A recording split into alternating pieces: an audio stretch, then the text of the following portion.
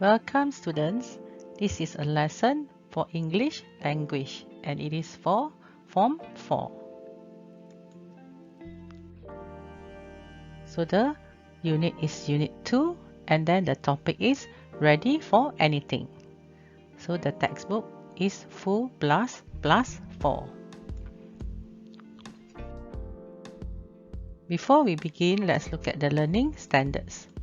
We have main skills 1.1.1 Understand independently the main ideas in extended text on a wide range of familiar topics. And then we have reading 3.1.1 Understand the main points in extended text on a wide range of familiar topics.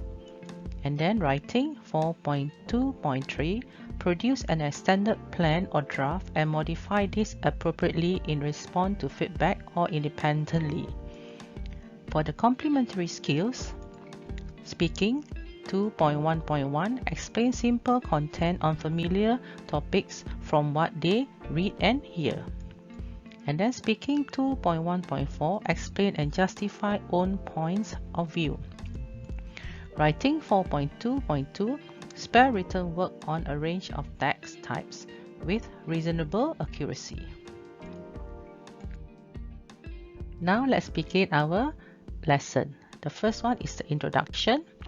You are going to watch this video and then describe your feelings.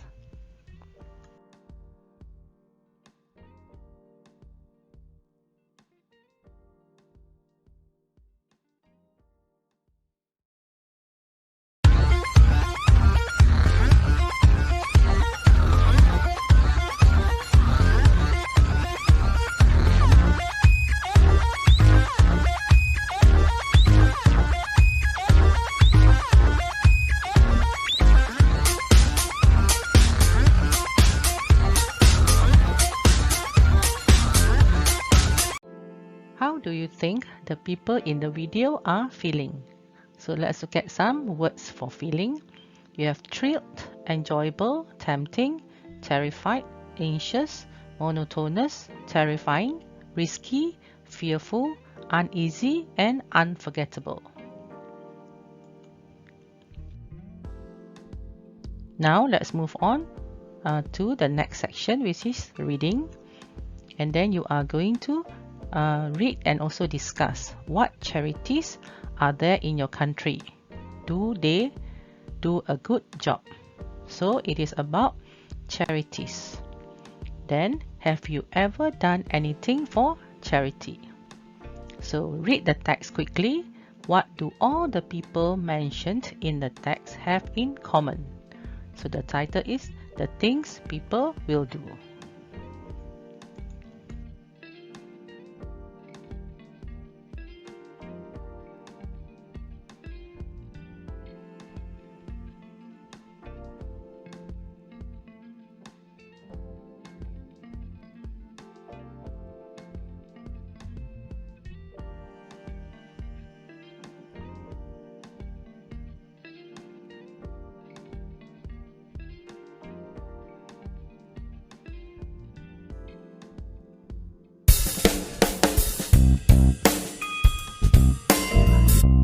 Module 2.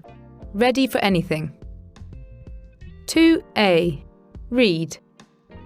B. Read the text quickly. What do all the people mentioned in the text have in common? The things people will do. There are thousands of charities and non-profit organizations around the world that help those in need. Competition is fierce, and they have to think of imaginative ways to raise money. A popular trend recently has been for charities to attract the help of members of society who do all sorts of weird and wonderful activities to raise money on their behalf.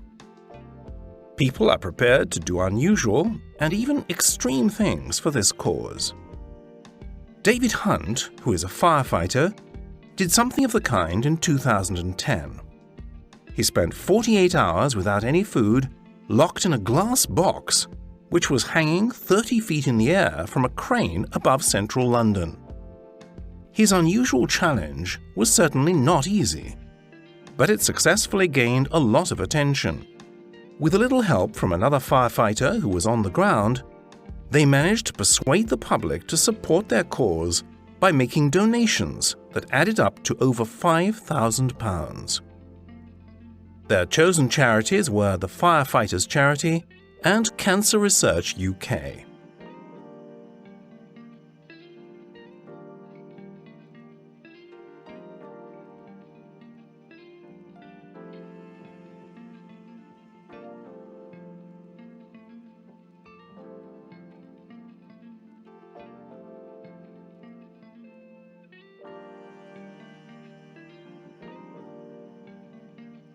It is not just the young who have gone up high to raise money for charity. In 2009, Kay Matthews, who was 90 at the time, went to Norfolk, UK, to skydive from a plane 13,000 feet above the ground for a war victims charity.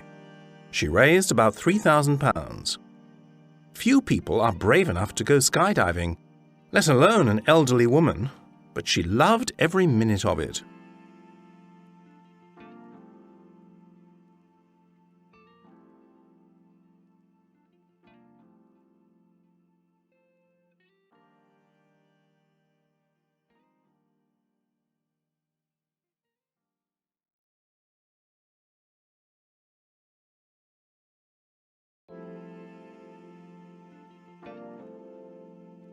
Others prefer to stay firmly on the ground, but still no further away from danger, like Nicholas Sweff, a 67-year-old businessman who lives in Melbourne, Australia. In 2010, he decided to spend 3 weeks living in a shop window with 400 deadly spiders to raise money for a children's charity. The real-life Spider-Man wasn't at all nervous as he slept among his 8-legged friends and survived the experience unharmed, raising $50,000. The spiders, however, weren't so lucky, as by the end of the challenge, a few of them had started eating each other.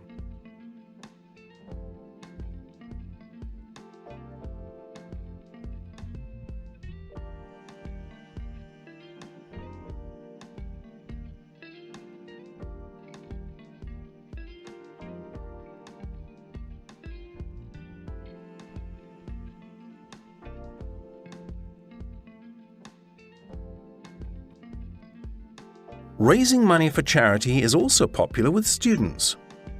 Alison Bishop from Middleton School in Peterborough, UK, decided to do her bit for charity by doing a sponsored silence in March 2011. She spent a whole school day without saying a word. She had to write things down in class, and she wore a sign saying, "Please don't speak to me. I'm doing a sponsored silence for the National Deaf Children's Association." It was quite difficult, but she managed to raise £874. Now for the exercise, read the text again and complete the table below. So here you have a table and there are 6 columns. The first one name, second one is when and where, which charity, how much money raised and what they did. The answers. The first column you can write the first person is David Hunt. When? In 2010. Where will be London, UK? Which charity? The Firefighters Charity and Cancer Research UK. How much money raised? Over £5,000. What they did? He spent 48 hours without any food locked up in a glass box, which was hanging 30 feet in the air from a crane. Let's look at the answer for the next person. So her name is Kay Matthews. When? In 2009. Where? In Norfolk, UK. Which charity? A war victim charity. And how much money was raised? It was about £3,000. And then what did she do? She skydived from a plane 13,000 feet above the ground. Now we have Nicholas Sweff in 2010. Where? In Melbourne, Australia. So which charity? It was a children's charity. And how much money was raised? About $50,000. What did he do? Okay. He spent 3 weeks living in a shop window with 400 deadly spiders. The next person is Alison Bishop. When? It was March 2011. So it was in Petersburg, UK.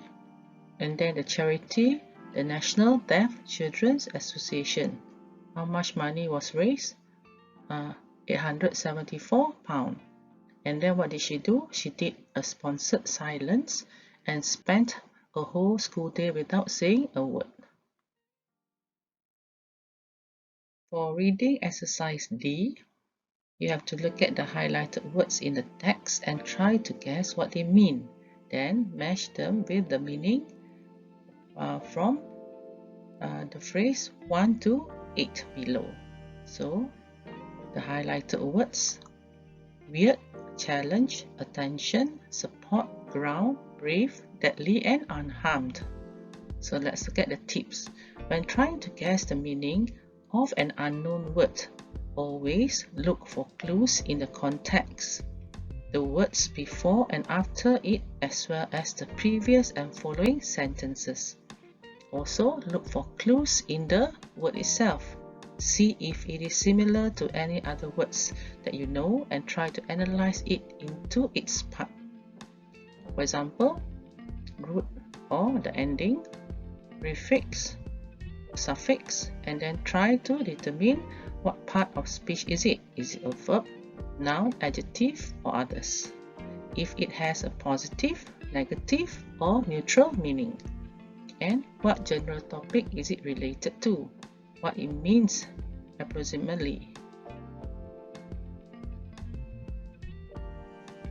So let's look at the words here. Number 1, a difficult task. Number 2, not injured. Number 3, able or likely to cause death. Number 4, helped. Number 5, great interest people show in somebody or something. Number 6, strange or unusual. Number 7, a surface of the earth. And number 8, fearless. Now for the answers. Number 1, a difficult task. The answer is challenge. Not injured is unharmed. Able or likely to cause death is deadly. Help is support. Great interest people show in somebody or great interest people show in something is attention. Strange or unusual is weird. The surface of the earth is ground. And then fearless is brave. Dear students, now you can watch this video. It is from the Leader News.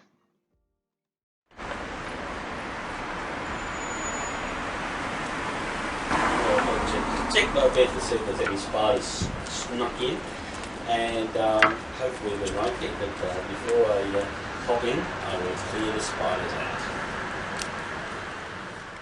Check under here, we are nice and clean here, but I assume not a few. Yeah, there's a couple scuttling out there, so there's a big huntsman just on the wall there.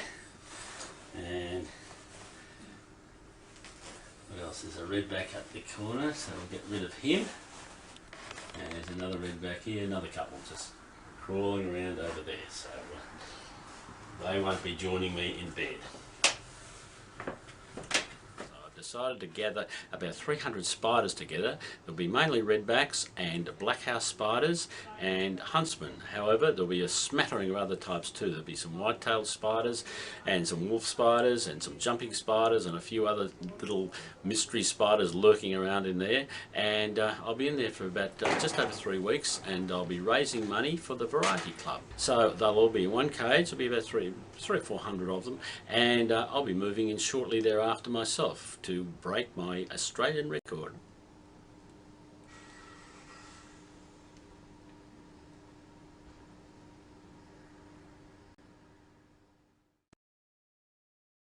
How was the video just now? Was it interesting?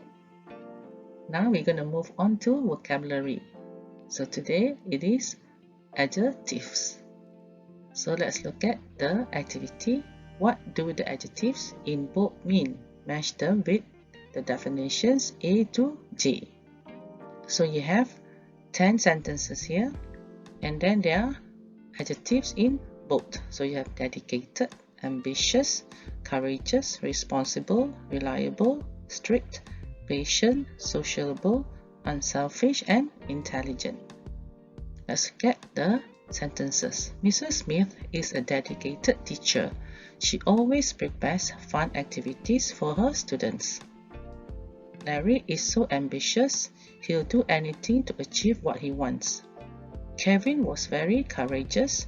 He jumped into the water to save the boy. You need to be responsible if you want people to rely on you. Whenever I have a problem, I go to my friend Jack.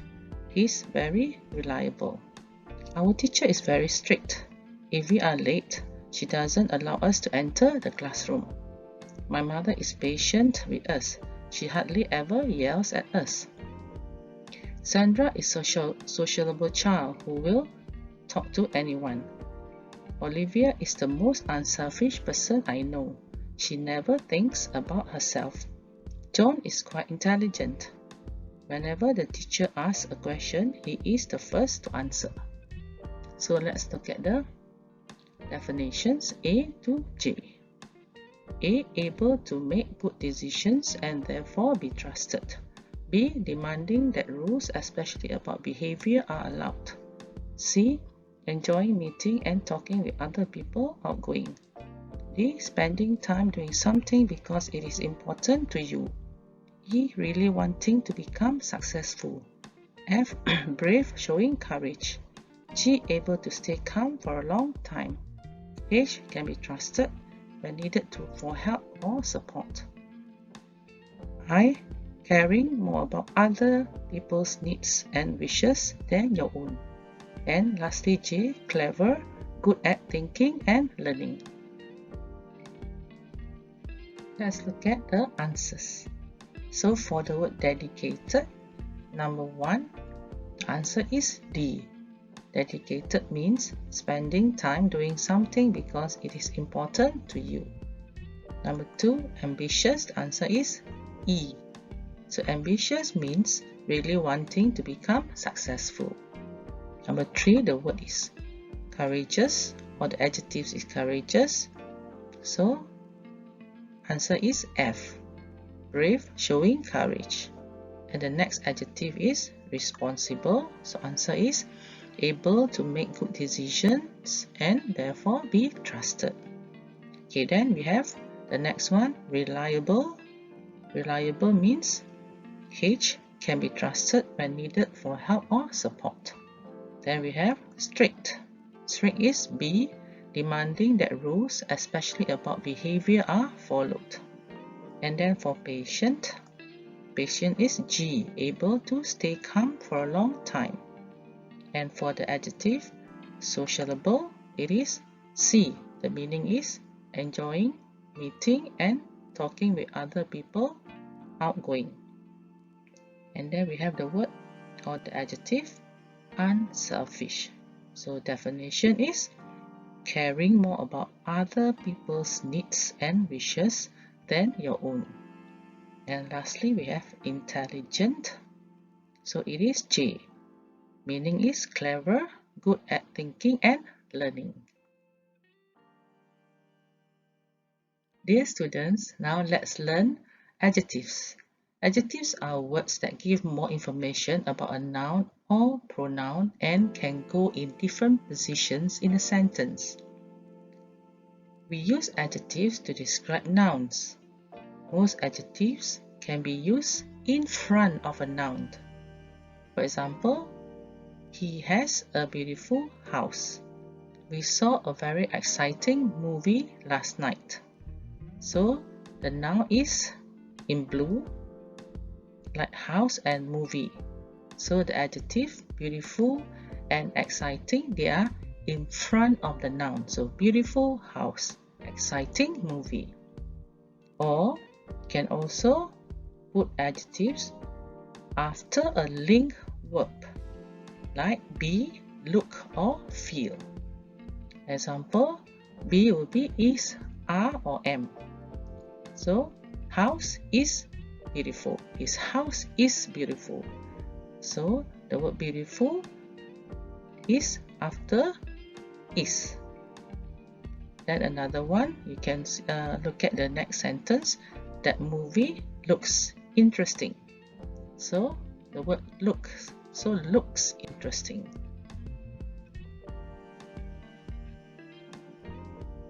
Adjectives with ing and ed.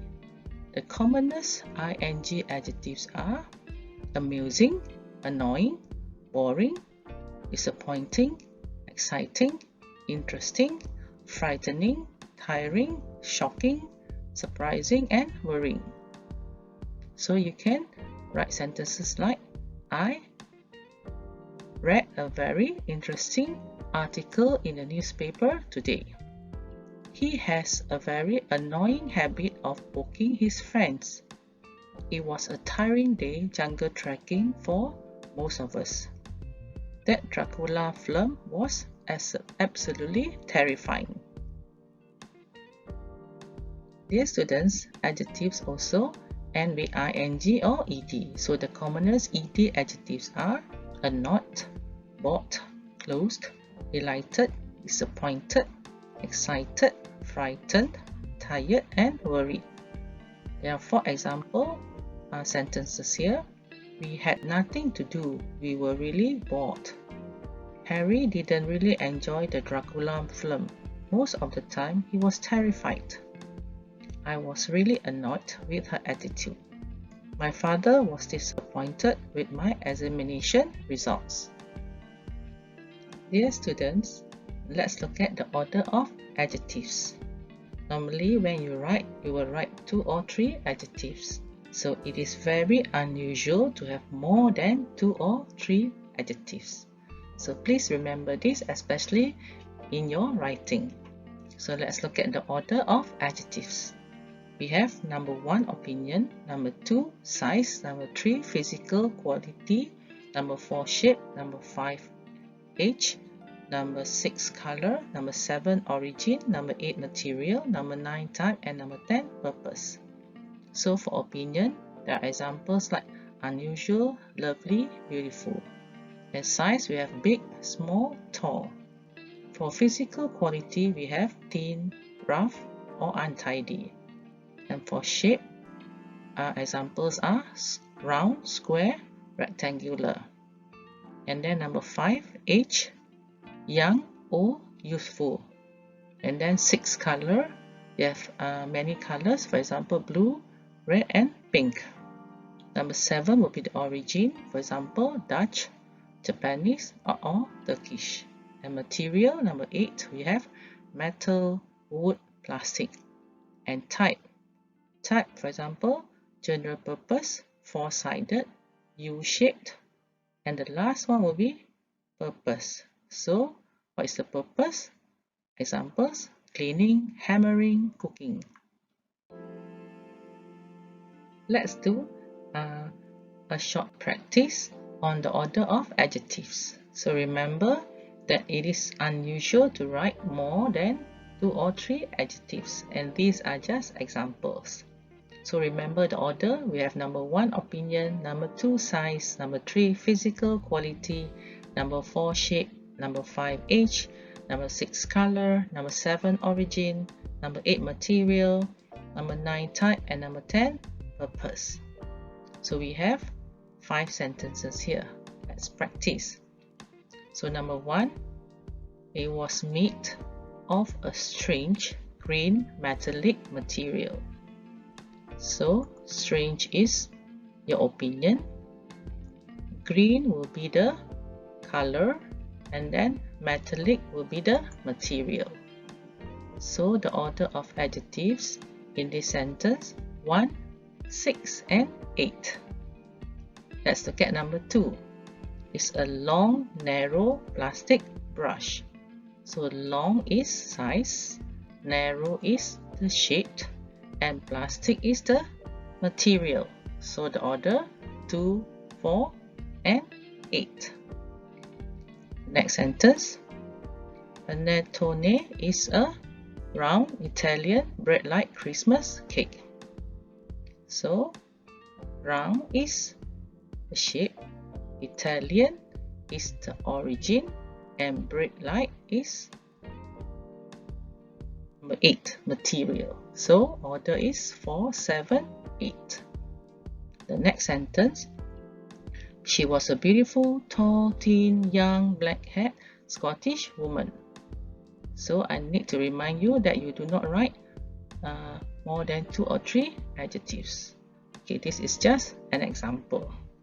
So let's look at beautiful. So beautiful is your opinion. Tall will be the size. Thin will be the physical quality. And then young is number 5, age. Black-haired is the color. And then Scottish is the origin. Okay, so we have 1, 2, 3, 5, 6 and 7. The last sentence. What an amazing little old Chinese cup and saucer. So amazing is your opinion. Little will be the size. Old will be the age. And Chinese will be the origin. So you have the order 1, 2, 5, 7. For the last part of the lesson, we are going to do writing. So you are going to write a description of a person. Okay, discuss. Think of a person you admire. What is he or she like? Why do you admire him or her? Read the writing task below and underline the keywords. Your teacher has asked you to write a description of a person you admire. Write why you admire him or her and how he or she has influenced you.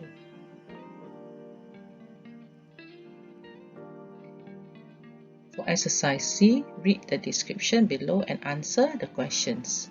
Number 1. Does the writer refer to all the points that you underline in the writing task? Number 2. What kind of information does each of the paragraphs in the description include?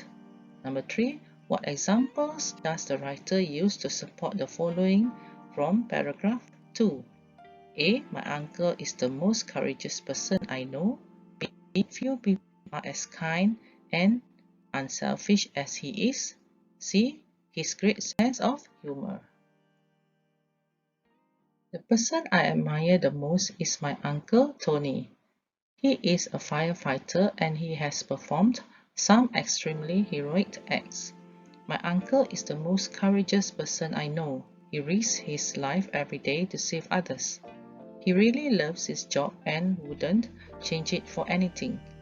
Few people are as kind and unselfish as he is. In fact, he always offers to help others even when he isn't working.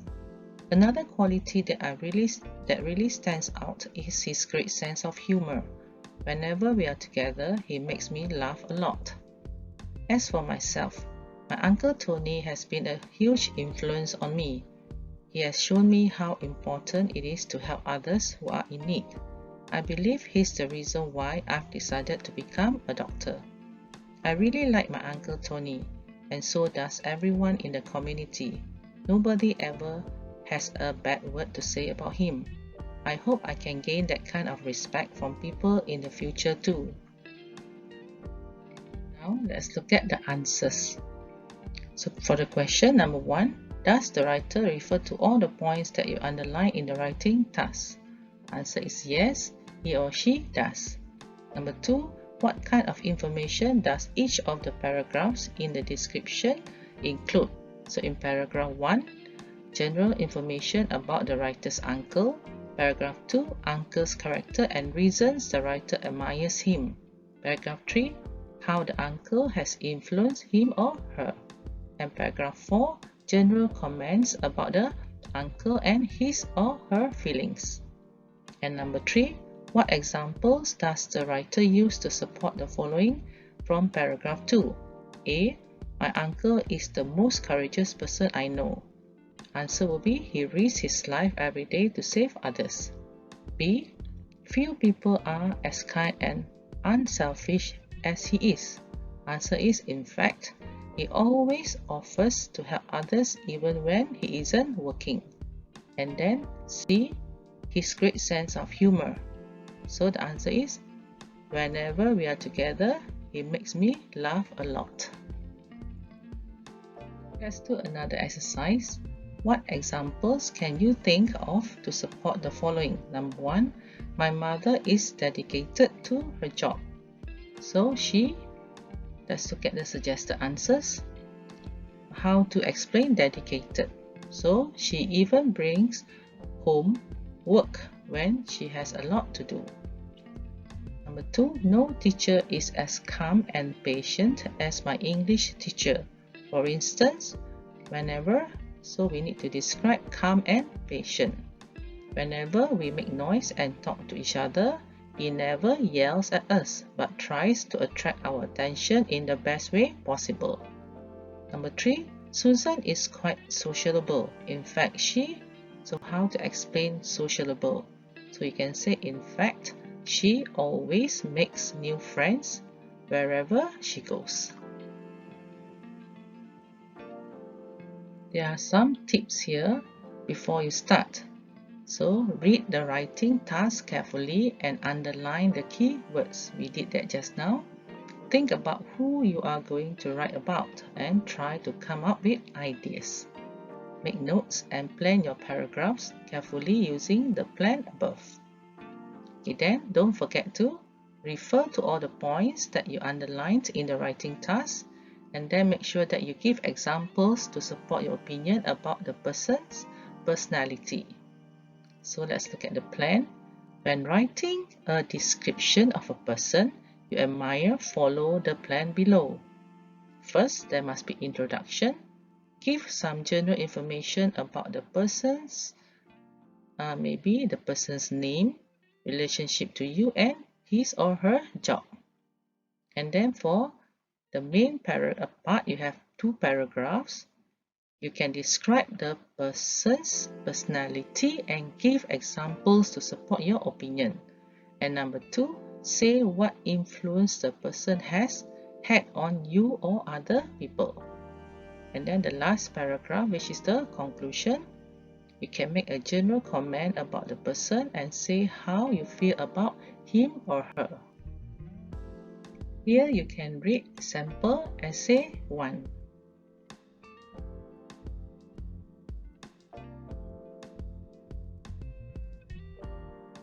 The person I admire most is a woman named Alice Smith.